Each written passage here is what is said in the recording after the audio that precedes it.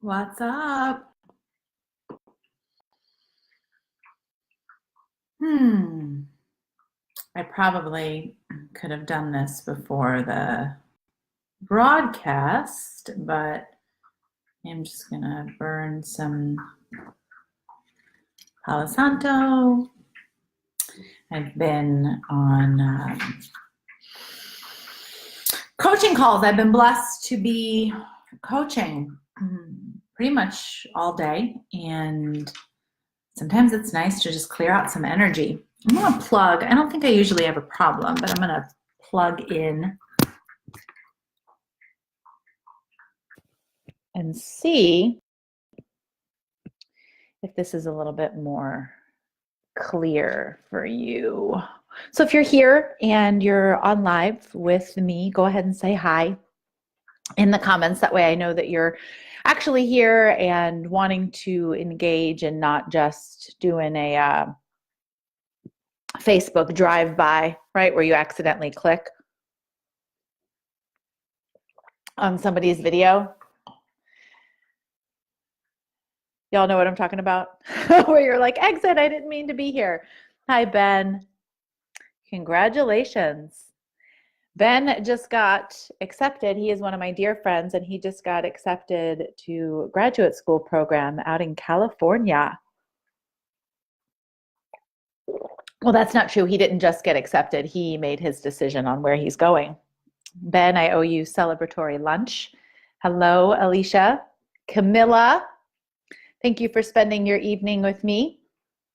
I just now got an email from you. That's funny. So what's up? I wasn't here for a minute.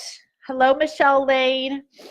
I've been out for a minute. Actually, so my birthday was at the end of March, and I was in Charleston. We went away for a couple of days to kind of decompress and disconnect. And Charleston's a beautiful, beautiful city. I'd never been before, and it's got a vibe like Savannah, but different. And we were staying by the beach, which was wonderful.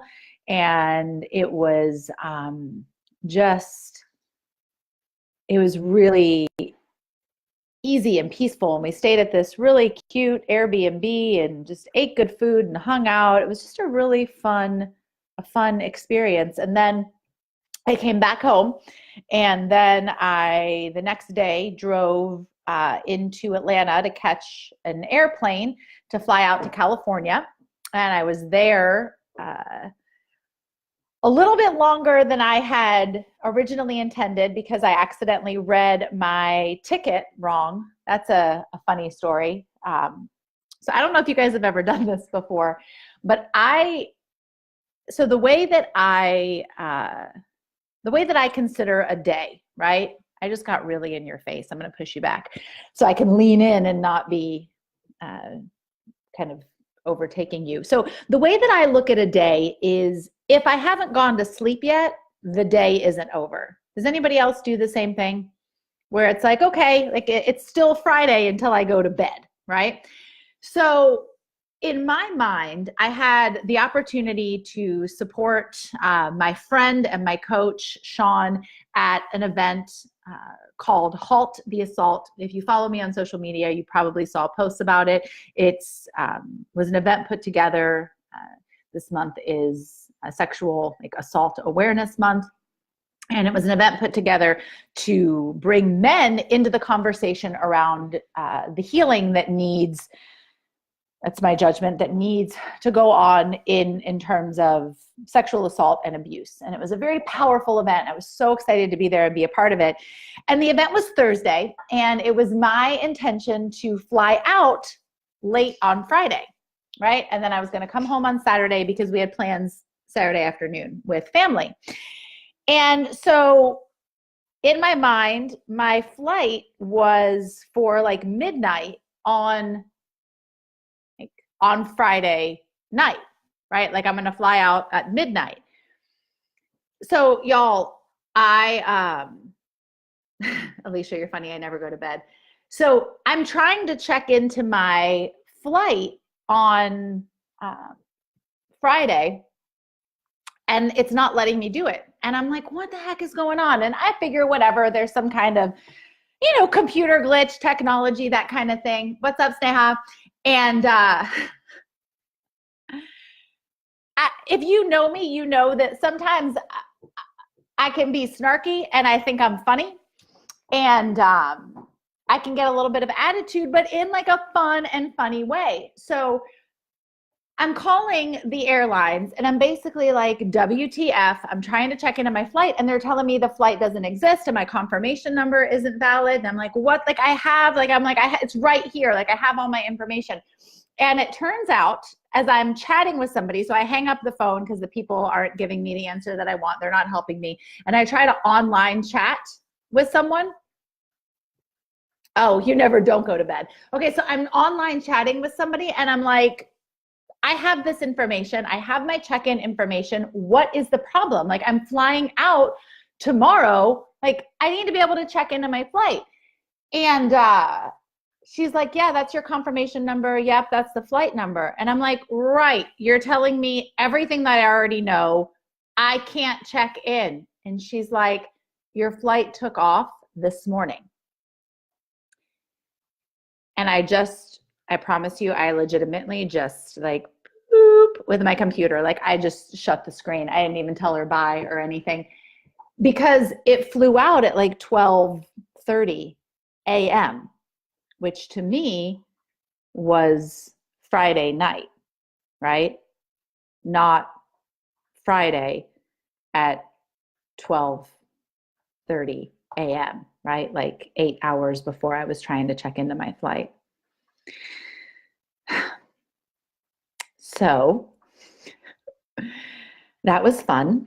And then I ended up just hanging out in LA an extra day. So that was great. And then I got to spend the day at the airport, which was amazing. And my brother-in-law is a pilot. He flies F-16s and he also flies for Delta. And so he got me a buddy pass and I got that experience.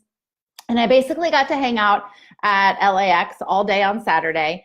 And then finally was able to get a ticket and a flight home. And my brother and sister-in-law were sweet enough to help me out with a gift card to get my flight. But it was definitely interesting. I was supposed to be home on Saturday. I didn't get home until Sunday morning and then drove back from Atlanta to come back here to Greenville to then meet my family in Asheville, North Carolina. They had been together since Saturday to hang out because we all have a bunch of birthdays in March and April. So I've been pretty nonstop. And then we came home on Monday. So that's what's been going on with me and my inability to be able to tell time. Is that not a mess?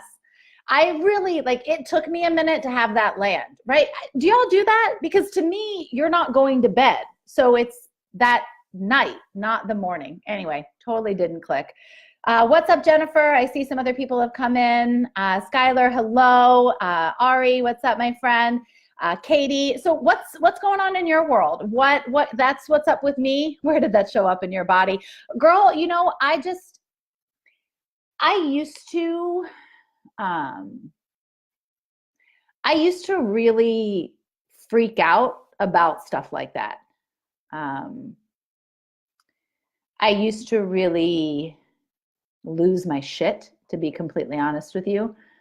But it doesn't do anything, right? It doesn't fix the problem. Like I missed the flight, Now I will say totally transparently, it was definitely an emotional week and the event itself was very powerful and emotional and had sort of kind of shifted and shook some things in my core. So I was more internally unstable. And so as you've heard me say many times, if you follow me on social media at all, the more unstable we are internally, the more we do seek external stability. So I found myself definitely demanding, to be honest. In some arenas, I was acting a little bratty, and needing like people to help me handle it, because the out of control I felt internally was definitely making it a little bit of a challenge in that moment. But overall, I mean, there's nothing I could do about it. And it ended up really being a very powerful and profound, a really powerful and super profound thing that happened at the night that I was supposed to be on a flight. I had probably one of the biggest personal shifts and breakthroughs that I've had in a really long time. So I've also learned, that's a really good question, Katie. How do you stop from losing your shit so fast? It's just been a process for me, and I'll answer that more in a minute. So what I've started to learn to do is when something like that happens. So let me even back up further. I believe that either you believe that the universe is for you or that the universe is against you. Okay, so either you believe that the circumstances, and you can use whatever word you want to say for universe, the world at large is either in support of you and has your back and loves you, or that it's the enemy. I personally believe that the universe is for me. And I always have. I just didn't always act like it. So in the moments where I used to lose my shit and be like, why is this happening to me? And why does this always happen to me? And why do things always go wrong? And why can't things ever go right for me?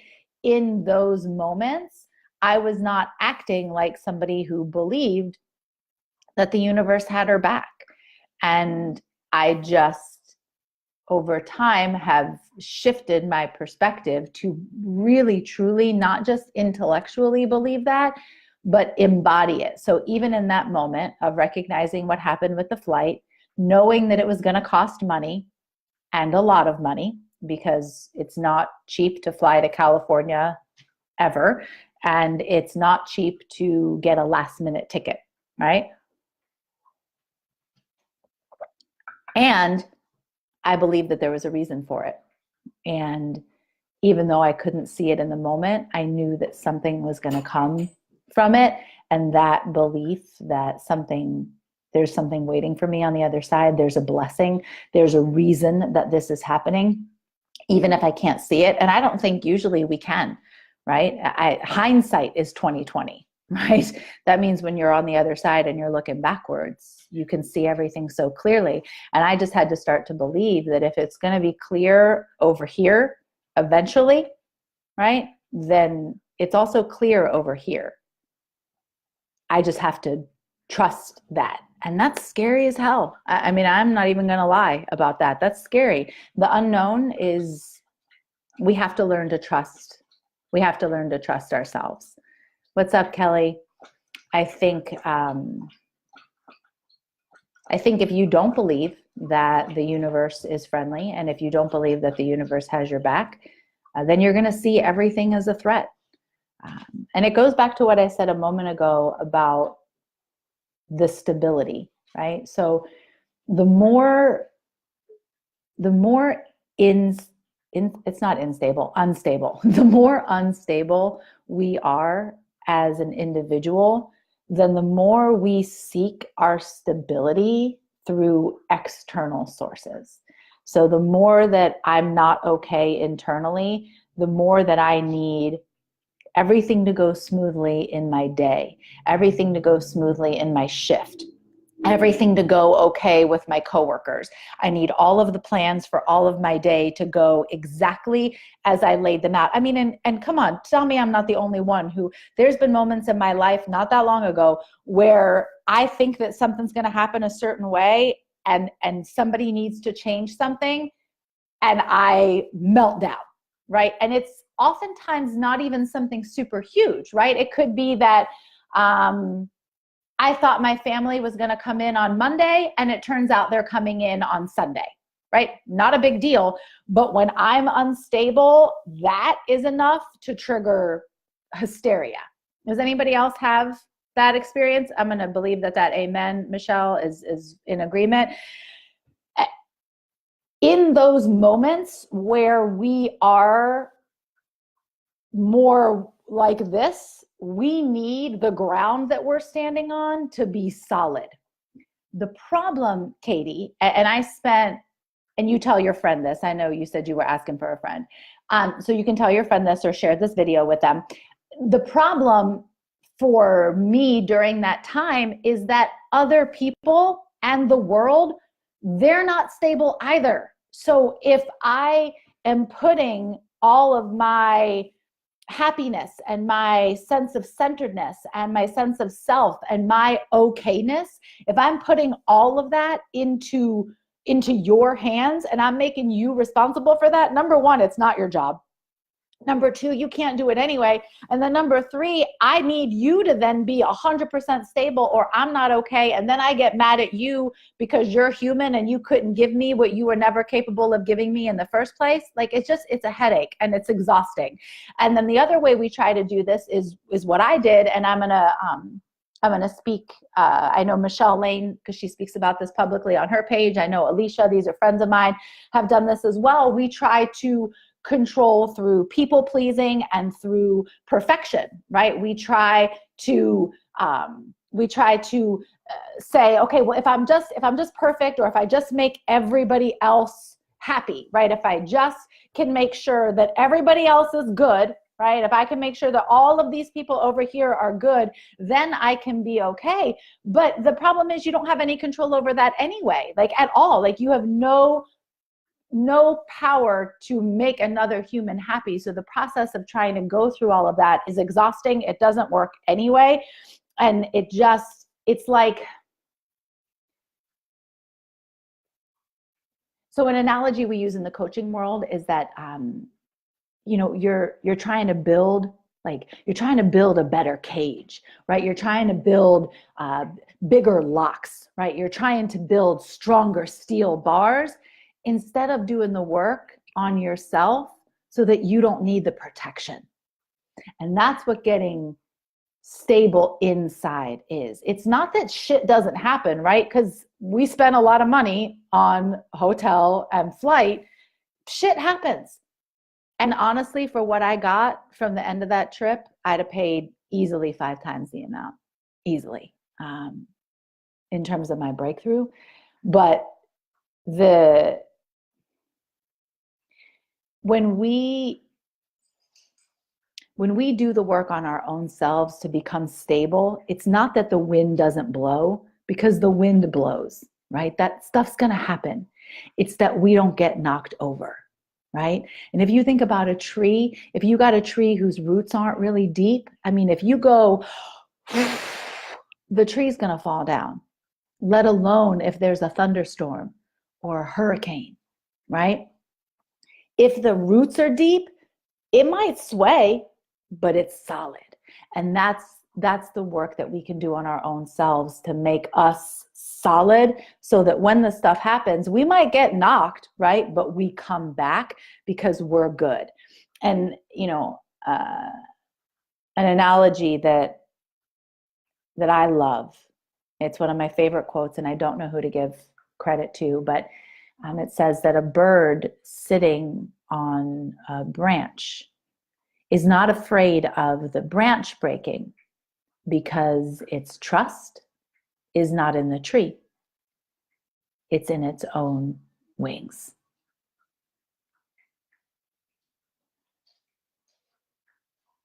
Yeah, you're right, Michelle. We're always in control in that thinking. The deal is we're all unconscious control freaks, and I'm going to just help you out. You only have control over one thing at all, and it's you. And even if you're a mom, you don't have control over your kids. You don't. Like, you have control over you. That's it. Now do you have influence? Absolutely. But we only control ourselves. We don't control any of the people. We don't control the circumstances, and trying to control the uncontrollable is just a recipe for misery. All right. I got on a soapbox there for a minute. Let me start to read some of these comments. Been there. Yes. Believe it.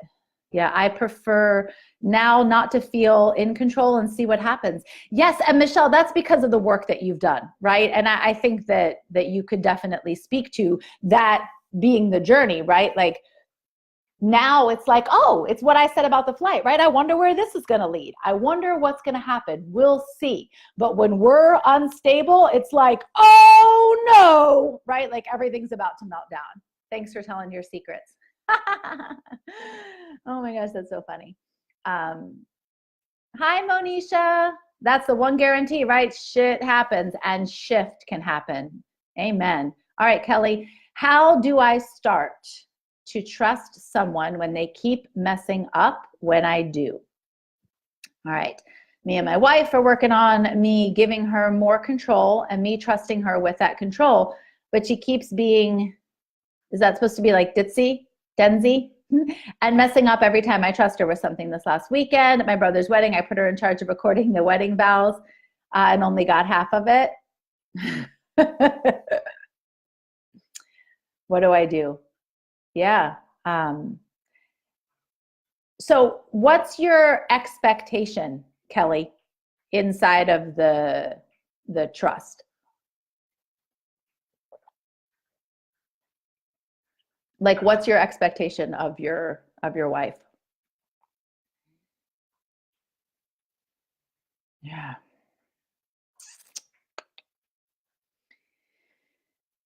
Here's why I'm asking, and I know there's a delay. Our expectations are what lead to our disappointment. So usually if we're feeling disappointed about something, there was an expectation that we had.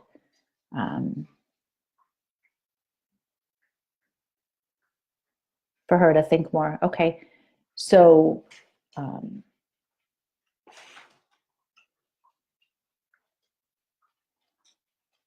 is she not the woman that you married? Like, is she not, was in this case, her properly recording the wedding vows at your brother's wedding, was that part of your wedding vows?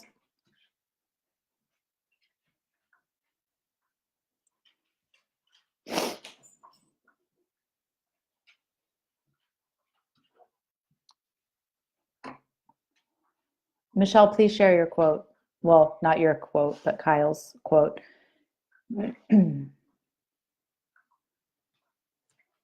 Okay, so you say that that's part of why I love her, but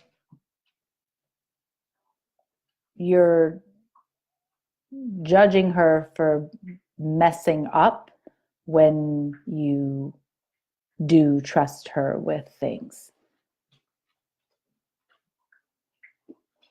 So I guess in this moment, like, what's the problem? Like, is her behavior something different than what you expected?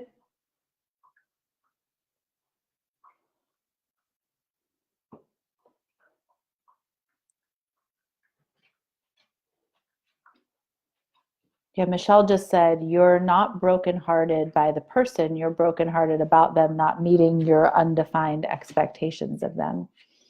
Yeah. And I think in Kyle's quote there, the most powerful word, at least for me, is undefined, right?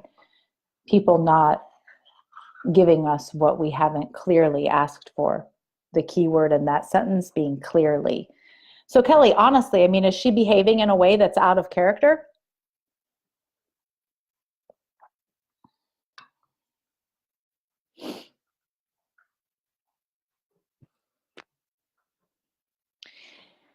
And I'm going to wait for a moment here for your response before, like, because I know it's possible that you got a phone call or something like that. But if she's behaving in a way that is in alignment with how she's behaved in the past, No, not out of character. Okay.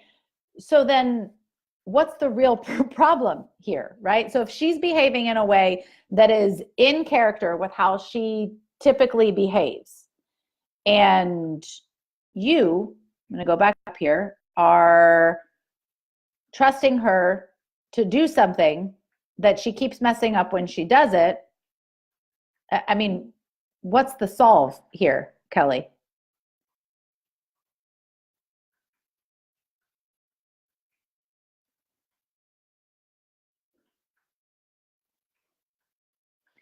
And this isn't easy. You know, we expect other people to follow the rules that we would follow, right?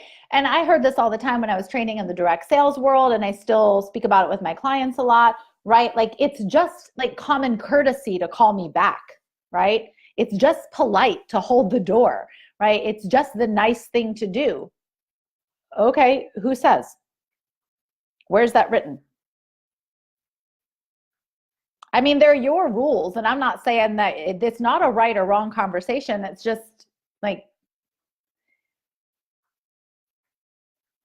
if I'm asking somebody to record something, like in this case, who's proven to me in the past that they just don't really pay attention for whatever reason, maybe it's just who they are, or how they are, or whatever. It, and I'm asking them to do something, and then I'm mad at them for behaving in a way that I knew they were going to behave, right? Got it. Hey, Lauren, don't apologize. We usually hang out for like an hour, so you're good. This is just conversation. You can read through some of the comments, asking me anything. Not giving us what we've clearly asked for. Yeah, totally. I've done this in friendships, unintentionally, of course, but a powerful learning. Absolutely. And sometimes too, and this has been a huge shift for me recently, understanding that making a statement actually isn't the same as asking a question, right? So with her, she gets mad at you when you don't trust her to do something. Awesome. So without speaking to you more personally, and I'm totally down to do this, so please feel free to message me back and forth. Um, Oftentimes we think, and I'm not saying that this is the case, okay, but this is just possible. Oftentimes we think we've made a clear request when we haven't, because we think people are operating under the same rules that we are. So an easy way to sort of kind of toss the ball out there for her would be to ask for a receipt. Like, okay, so I know I talked to you about recording the vows at the wedding. Like, what are you going to do? Right? Or what did I just say? And not like in a what did I just say kind of energy way, but getting a receipt, like making sure, that she actually heard what it is that you were saying, because she might have heard, hey, can you be one of the people who records the vows at the wedding? Not, hey, you're going to be the only person doing this. If you don't do it, it's not going to get done.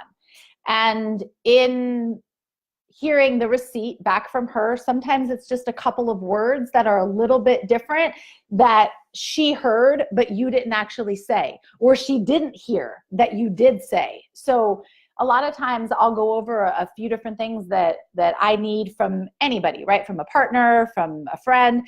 And then I'll just ask, okay, so repeat that back. I want to make sure we're on the same page. What did you hear?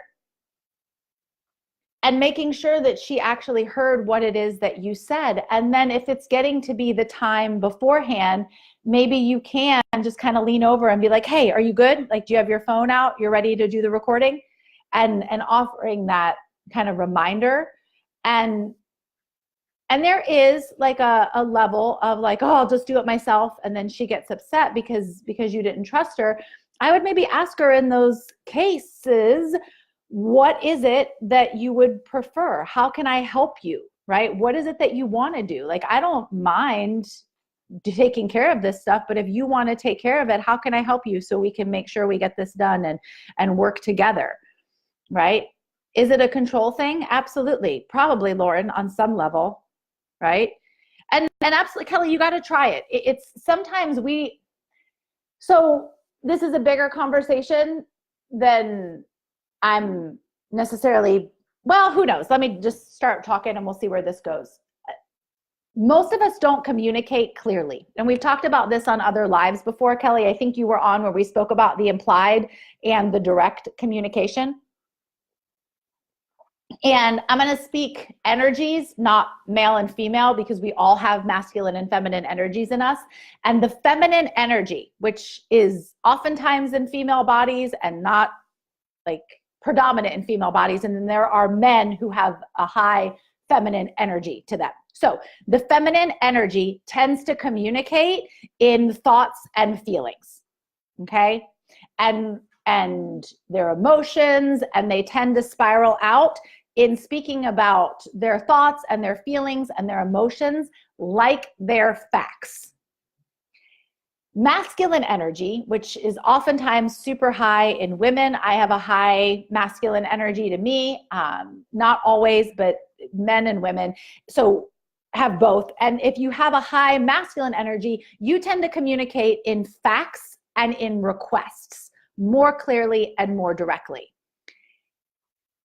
The problem is when you have a feminine energy who is communicating thoughts and feelings like they're factual, the communication can get jarred. And so even though I think like, no, I said the truth, I spoke what happened, it's not always the case. And that's why it's really important to not just really hear what's being said, but also hear what's not being said, and slowing things down with her and making sure that she's actually really understanding what you're saying, and that you, Kelly, because again, to go back to what we talked about earlier, the only person that you have any control over is you. So making sure that you're being very clear with your requests of her.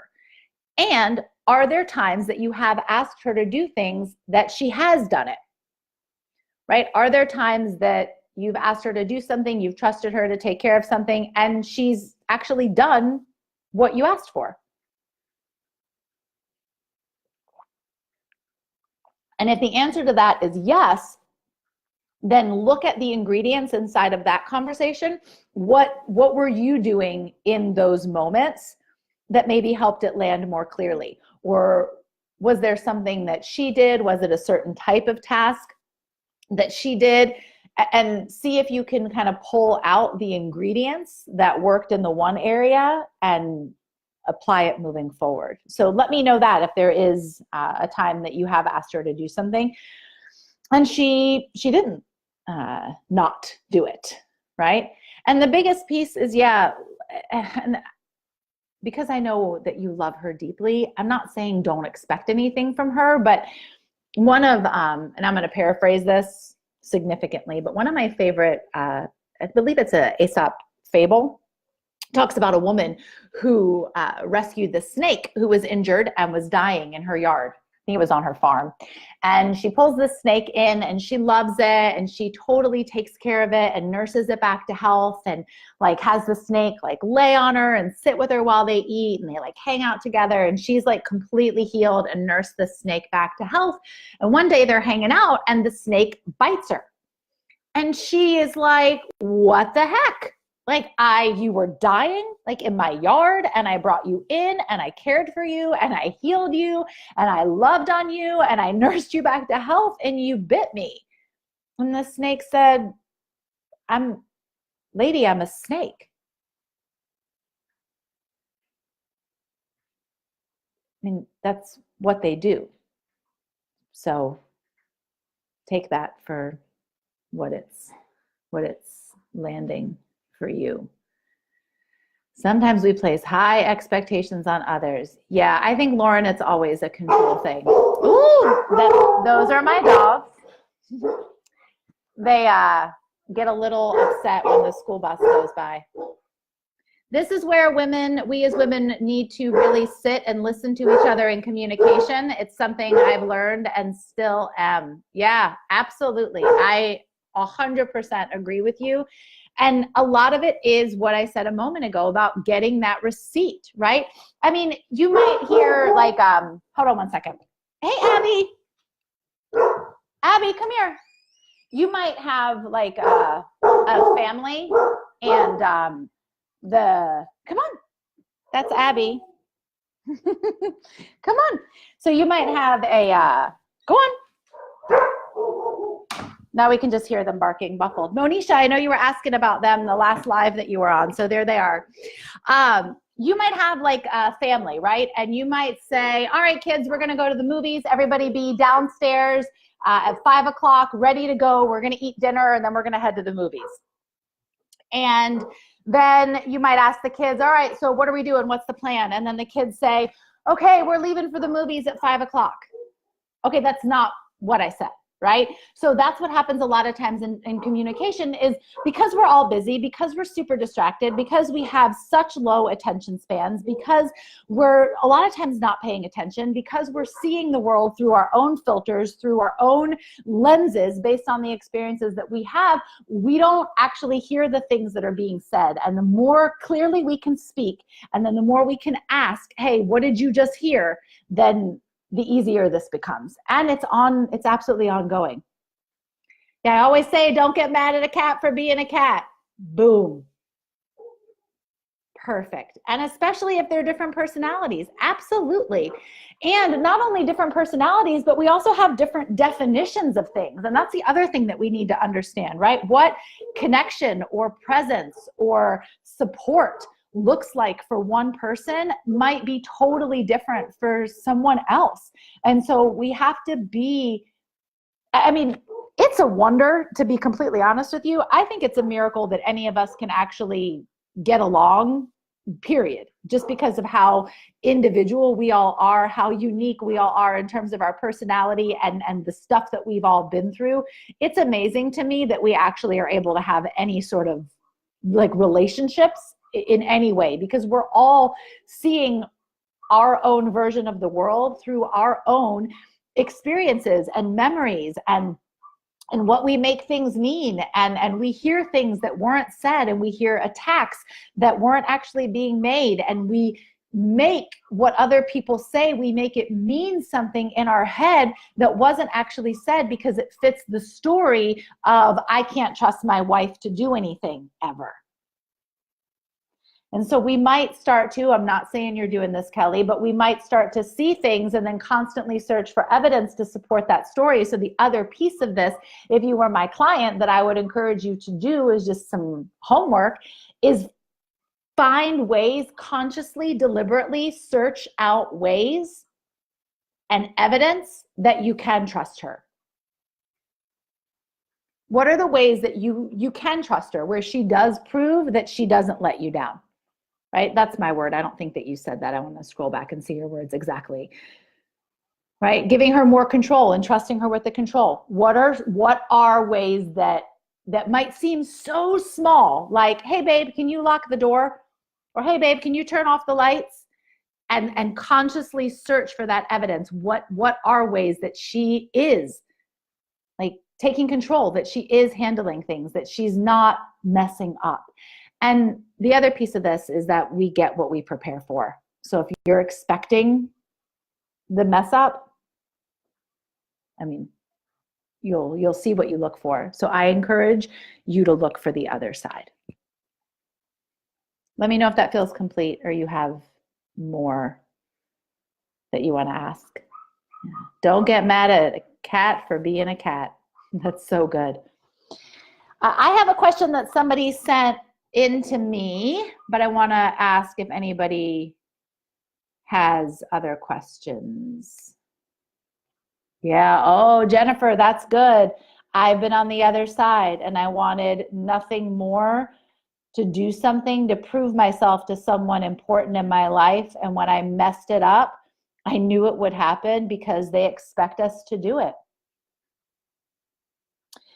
Jennifer, can I share what you said earlier today when we were talking about it being easier?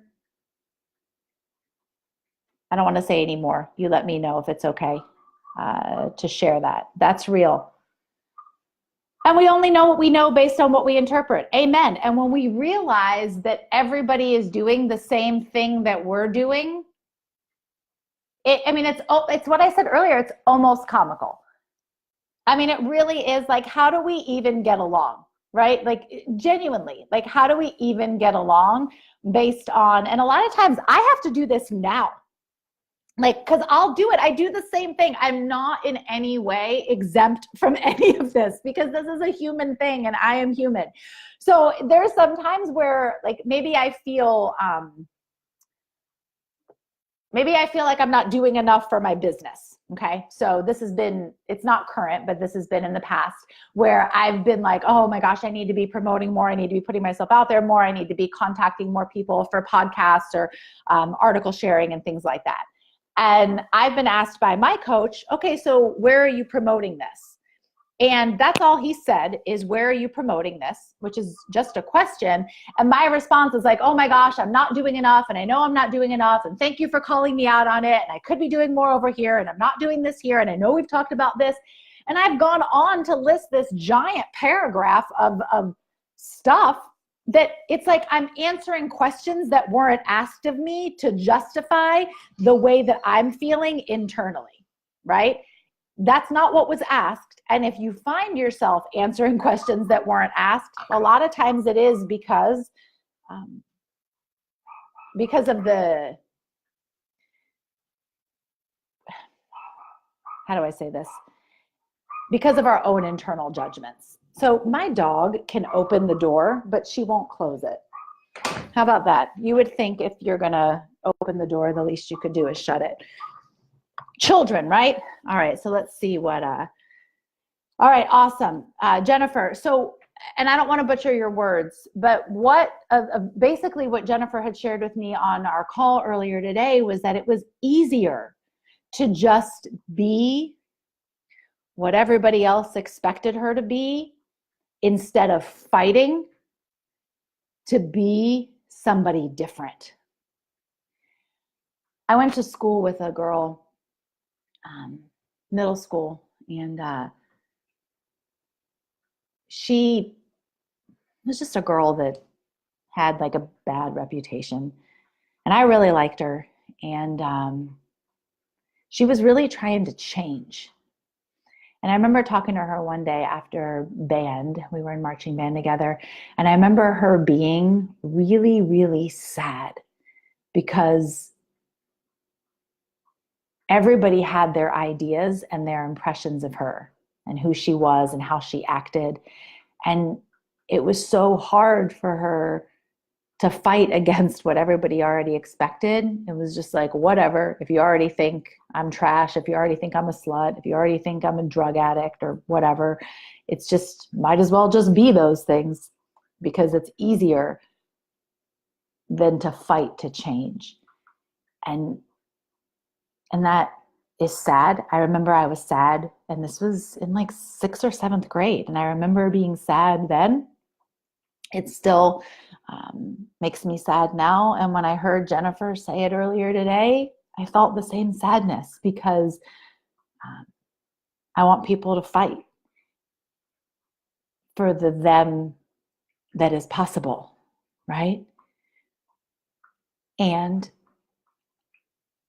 I get it. I mean, I get my version of it. And so if we can understand that, then in somebody, and Kelly, I so appreciate you putting yourself in the conversation every time you join on live. And I love that about how you show up here. But in those moments, if you can have that compassion and just, even if that's not true, like even if that's not true for her, just thinking about that, if that kind of softens your heart a little bit and like makes it so that you have a little bit more compassion, or you seek the areas where she is doing a good job, right? Where she is making the effort, and then you celebrate that. When women, specifically the feminine energy, when it feels good and celebrated, it wants to perform better. So if we can, and this is for our own selves as well, right? If we can celebrate our own selves along our journey, right? If we can make the process be where we source our fun and our joy, and we celebrate the effort that we're taking and the effort that we're making and the things that we're doing, and not just wait until we hit the target over here at the end. If we can be like, you know what, like, good play, even though you didn't score the goal, like, good shot, good kick, good effort, way to do that work, no matter what the results are, right? I'm going to love you regardless. Like, great job, you. That makes us want to do better. And this works for self as well as with the relationships around us. Hi, Tina. It's late in Sweden. What's up, Mariah? I learned to stop making excuses and finding out what I can do and what I'm doing with my business every day. Celebrate every little win. Yes, we have to. And I get it. I mean, how many of y'all have done this for real? Like the when I, then I, right? When I achieve XYZ goal, then I'm going to celebrate. When I earn that car, when I hit that dollar amount, when I get a husband, when I graduate, when I get my shit together, when I buy a house, when I get my degree, when I land that job, when I whatever, then I'll feel good. Okay, that sounds great.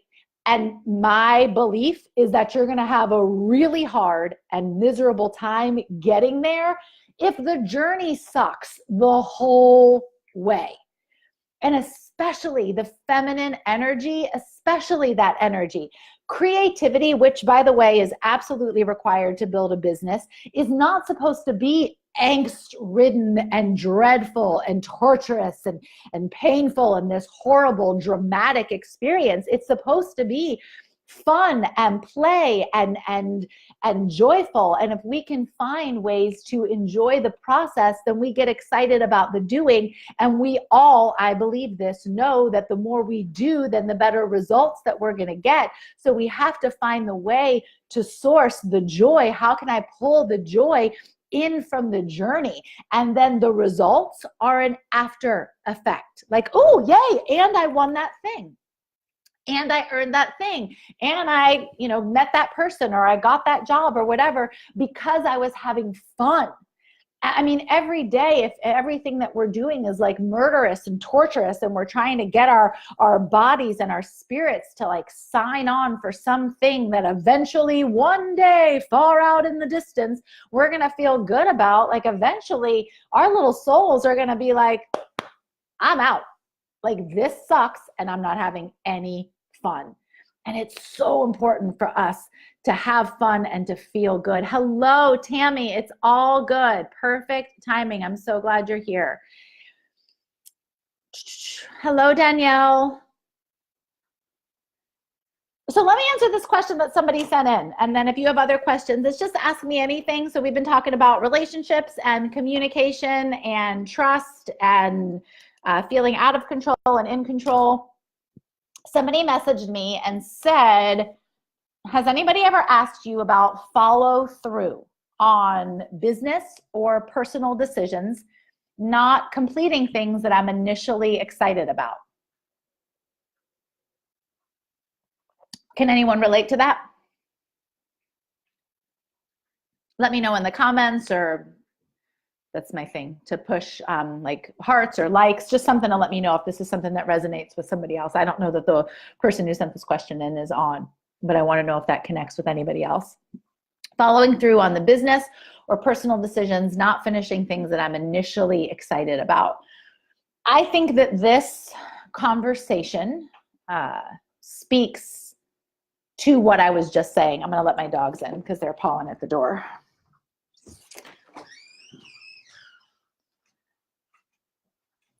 Thanks. Thanks for waiting. All right. I think it's what I was just saying a few moments ago, which is we got to love the opportunity and we got to enjoy the journey. And if we're not having fun while we're going along the path, we're not going to want to continue. I really think that's, without speaking to you individually, right? I can only give, in these conversations, I can only give general thoughts, right? But there's never going to be, like, your specific situation requires specific eyes, right? So it's not to say that there's not benefit. I mean, I assume since a lot of you guys keep coming back for these Facebook Lives that you enjoy them and you enjoy the conversation. And if there is something specific for you, that's always going to be best handled in an individual conversation. So you're always welcome to message me in the comments here or send me a private message on Facebook. I'm happy to set up a time to speak with you at any point in time, just to make that really clear. And the other piece of this is a lot of times we start things that other people have told us that we're supposed to start. So with my clients, often I will ask, who gave you that goal?